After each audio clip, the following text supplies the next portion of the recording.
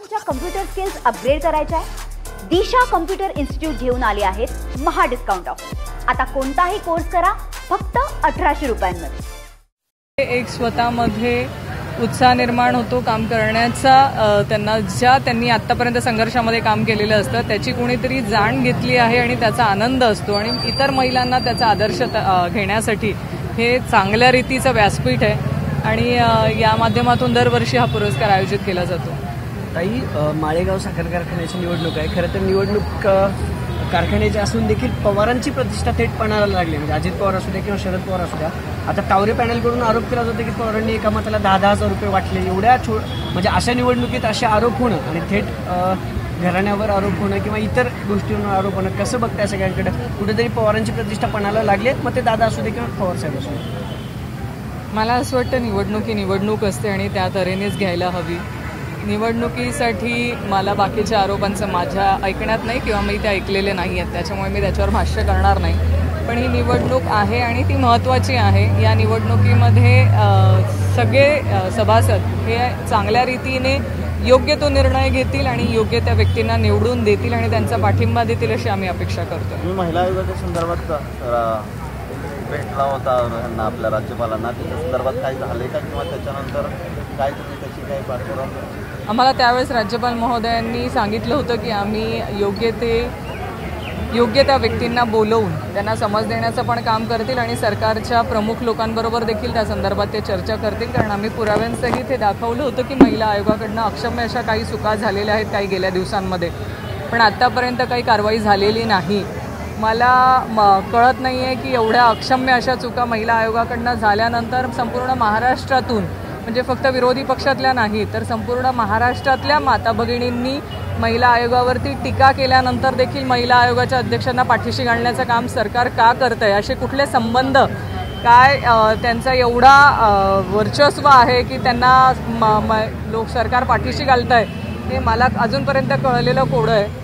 पण आमची सगळ्यांची अपेक्षा अशीच आहे की इथे नॉन पॉलिटिकल व्यक्ती बसावी आणि महिला आयोगाचं चांगल्या रीतीने काम करून पूर्ण वेळ जो महिला आयोगाला वेळ देऊ शकेल अशा महिलेची तिथे नेमणूक करावी, ही आमची आजही मागणी आहे। आम्ही मुख्यमंत्री महोदयांपासून उपमुख्यमंत्री महोदय असतील या सगळ्यांना हीच विनंती केलेली आहे की ज्या तऱ्हेने आज अविश्वास महिला आयोगावरती संपूर्ण माता भगिनींना महाराष्ट्रातल्या आहे, ह्या अविश्वासाचं रूपांतर उद्या संघर्षामध्ये होऊ नये ह्यासाठी सरकारने लवकरात लवकर योग्य तो निर्णय घेणं आम्हाला अपेक्षित आहे। खडसे साहेबांच्या भाजप प्रवेशाच्या पुन्हा चर्चा सुरू झालेल्या आहेत। त्या दिवशी देखील त्यांनी म्हटलं की पूर्णविराम, मात्र इकडे चंद्रकांत दादा पाटलांनी म्हटलं की राजकारणात कधी पूर्णविराम नसतो, स्वल्पविराम असतो, त्यामुळे काय या सगळ्या चर्चा मला असं वाटतं फक्त तुम्ही मीडियाच्याच माध्यमातून होत असतात।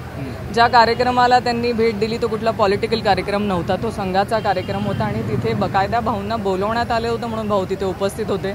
प्रवेशाचा हा चर्चा हे तुम्ही मीडियामधून उचललेलं भूत असतं आणि तुम्हाला TRP मिळतो आणि ह्या TRP मध्ये सगळं चालू राहतं।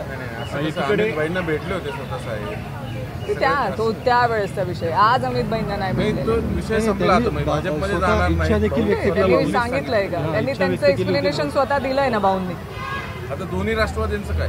भुजबळ असं म्हणाले की एकीकडे चर्चा सुरू आहे की ठाकरे आणि पवार एकत्र येणार, मात्र भुजबळ म्हणतात की अजिबात शक्य नाही। मला असं वाटतं हा वरिष्ठ पातळीवरचा निर्णय आहे, त्यामुळे ह्यामध्ये आमचे वरिष्ठ नेते या बाबतीमध्ये जे काय असतील त्या संदर्भामध्ये निर्णय देतील। आम्ही सगळे पदाधिकारी आदरणीय पवारसाहेब असतील, आदरणीय सुप्रियाताई सुळे यांच्या नेतृत्वावरती विश्वास ठेवून काम करतो। आमच्या नेत्यांचा जो काही निर्णय असेल त्या निर्णयासोबत आम्ही आहोत आणि त्यासाठी दोघं राष्ट्रवादी एकत्र येणार आहेत का वगैरे ह्या सगळ्या ज्या गोष्टी आहेत आमचे वरिष्ठ नेते या बाबतीमध्ये उत्तर देतील। प्रश्न हा काय होतो, कारण तुम्ही दररोज महिलांना भेटता, राज्यभराची जबाबदारी तुमच्यावर आहे, सुप्रियाताईंना तुम्ही भेटता, या महिलांच्या मनात काय? साहेबांनी दादांनी एकत्र यावं, कारण महिलांच्या मनातलं आता तुम्हीच सांगू शकाल, तुम्ही रोज भेटता, तुम्ही रोज कम्युनिकेट करता त्यांच्याशी म्हणून।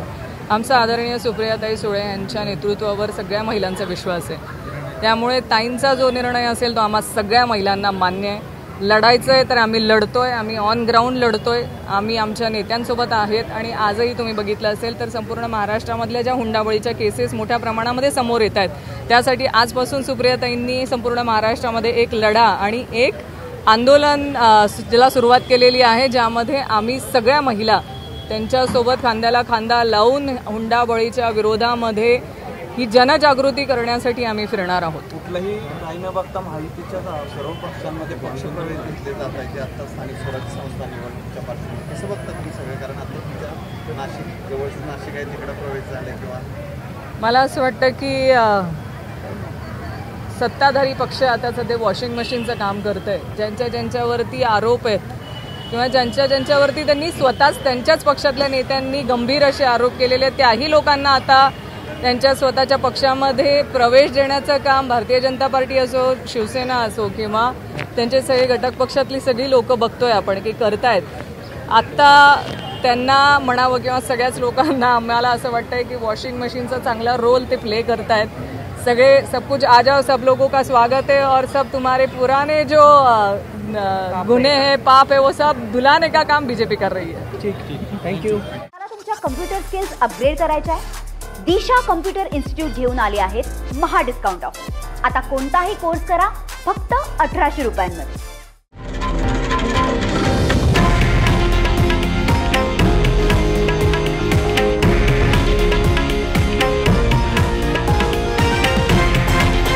हे आहे देशातील नंबर 1 न्यूज नेटवर्क आणि आपण पाहत आहात TV9 मराठी, एकमेव.